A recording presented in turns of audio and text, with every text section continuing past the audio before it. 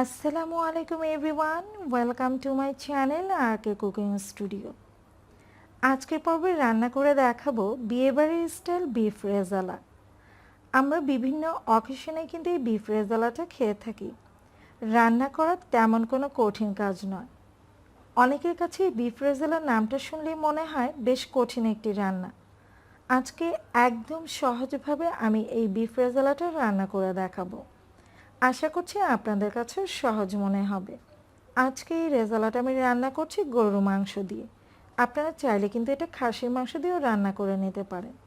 তো চলুন দেখে নেওয়া যায়। বিফ রেজালা রান্না করার জন্য আমি প্রথমেই প্যানে নিয়ে নিচ্ছি 1.5 কাপের মতো রান্নার তেল। আর আমি পেঁয়াজ বেরেস্তা করে নেওয়ার পর যে তেলটা ছিল সেটা এখানে রান্নার জন্য নিয়ে নিয়েছি। এবার আমি একে একে দিয়ে দিচ্ছি 1 টুকরো দারচিনি, 4টির মতো লং অর্থাৎ লবঙ্গ, একটা তেজপাতা, দিয়ে দিচ্ছি 3 টুকরো এলাচ। 5 থেকে 10 সেকেন্ড আমি এই গরম মশলাগুলোকে তেলের উপর ভেজে নিচ্ছি, এতে করে খুব সুন্দর একটা ফ্লেভার বেরিয়ে আসবে। তো কিছুক্ষণ ভেজে নেওয়ার পর যখন দেখবেন যে খুব সুন্দর একটা ফ্লেভার বেরিয়েছে, ঠিক সেই মুহূর্তে আমি এতে অ্যাড করে দিব 1 কাপ পরিমাণ পেঁয়াজ কুচি। পেঁয়াজের রঙটা যখন হালকা একটু চেঞ্জ হয়ে যাবে, ঠিক এই পর্যায়ে আমি এতে অ্যাড করে দিচ্ছি 1 টেবিল চামচ পরিমাণ আদা বাটা, 1 টেবিল চামচ পরিমাণ রসুন বাটা। আদা রসুন দিয়ে নেড়েচেড়ে এটাকে আমি কিছুক্ষণ ভেজে নিব, যাতে করে আদা রসুনের কাঁচা গন্ধটা থেকে না যায়। আদা রসুনটা ভেজে নেওয়া হয়ে গেছে, এ পর্যায়ে আমি অ্যাড করে দিচ্ছি সামান্য পরিমাণ পানি,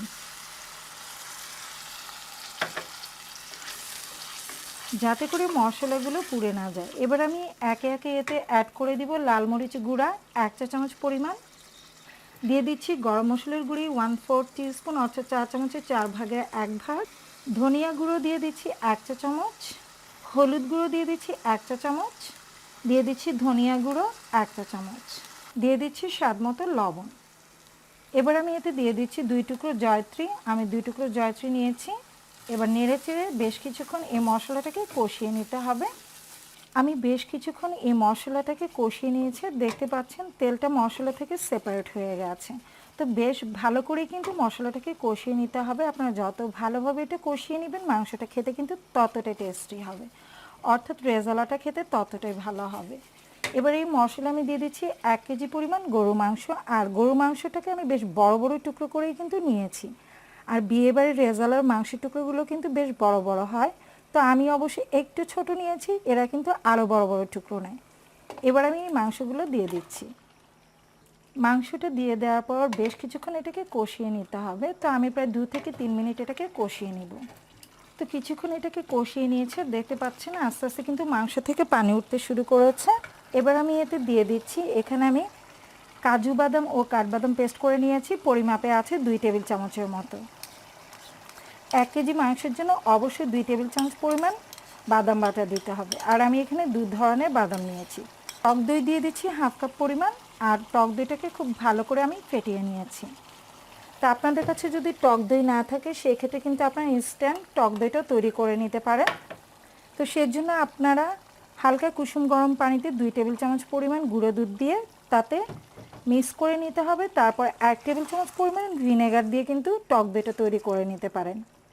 আর যদি আপনাদের কাছে গুঁড়ো দুধ না থাকে, সেই ক্ষেত্রে কিন্তু আপনারা 1 কাপ গরুর দুধকে জাল করে নিয়ে হালকা কুসুম গরম অবস্থায় 1 টেবিল চামচ পরিমাণ ভিনেগার কিংবা লেবুর রস দিয়েও কিন্তু দইটা তৈরি করে নিতে পারেন। আর কিভাবে আপনারা মাত্র 1 মিনিটেই টক দইটা তৈরি করে নিতে পারেন, তার একটা ভিডিও অলরেডি আমার চ্যানেলে দেওয়া আছে, চাইলে আপনারা দেখে নিতে পারেন। আমি ভিডিও লিঙ্কটা ডেসক্রিপশন বক্সে দিয়ে দিব। আর আজকের এই বিফ রেজালা আমি যে যে উপকরণ ব্যবহার করছি, তার প্রত্যেকটাই আমি ডেসক্রিপশন বক্সে লিখে দিব আপনাদের সুবিধার জন্য। দিয়ে দিচ্ছি আমি এখানে বেশ কিছু পরিমাণে কিশমিশ। তো সব কিছু দেওয়া হয়ে গেলে খুব ভালো করে মাংসটাকে কষিয়ে নিতে হবে। চাইলে কিন্তু আপনারা আলু বোখারা ইউজ করতে পারেন।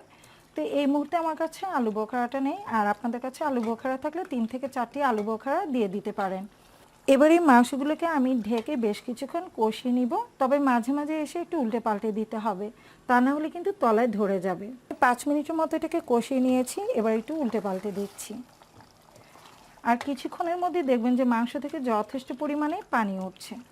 তো লক্ষ্য করলে হয়তো দেখতে পাচ্ছেন যে মাংস থেকে অনেকটাই পানি উঠেছে। আমি আবারও এটাকে ঢেকে রান্না করব বেশ কিছুক্ষণ। আর মাঝে মাঝে এসে উল্টে পাল্টে থেকে নেড়ে চেড়ে দিতে হবে। আমি প্রায় 25 মিনিটের মতো এই মাংসটাকে ঢেকে রান্না করেছি, আর চুলার আঁচটা কিন্তু আমি মিডিয়ামে রেখেই রান্না করেছি, তা নাহলে কিন্তু ঝোলটা শুকিয়ে যেত আর মাংসটা সেদ্ধ হতো না। তো মাংসটা প্রায় অনেকটাই কিন্তু সেদ্ধ হয়ে গেছে। এবার আমি এতে দিয়ে দিচ্ছি 1 কাপের মতো গরুর দুধ। তা আপনারা চাইলে কিন্তু গরুর দুধের পরিবর্তে গুঁড়ো দুধটা ইউজ করতে পারবেন, সেক্ষেত্রে একটু পানিতে গুলিয়ে নেবেন। আর এই মাংসে কিন্তু আমি কোনো পানি ইউজ করব না, এই দুধেই কিন্তু মাংসটা পারফেক্টলি সেদ্ধ হয়ে যাবে। কাঁচামরিচ দিয়ে দিচ্ছি 5টির মতো, আর কাঁচামরিচটাকে কিন্তু আমি চিড়ে নিইনি, আস্ত কাঁচামরিচই দিয়ে দিচ্ছি।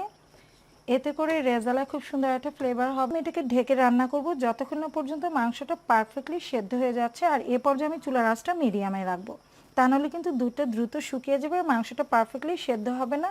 আর অবশ্যই কিছুক্ষণ পরপর ঢাকনা খুলে নেড়ে চেড়ে দিতে হবে, তা না হলে কিন্তু দুধটা আবার তলায় লেগে যেতে পারে, কারণ দুধ দিয়েছি তাই খুব দ্রুত কিন্তু এটা পোড়া লেগে যাওয়ার একটা চান্স থাকবে। তাই কিছুক্ষণ পরপর অবশ্যই নেড়ে চেড়ে দিতে হবে। তো আমি এই মাংসগুলোকে আরও প্রায় 25 মিনিটের মতো ঢেকে রান্না করেছি। তো আমার আজকের এই মাংসটা হতে টোটাল প্রায় 50 মিনিট লেগেছে।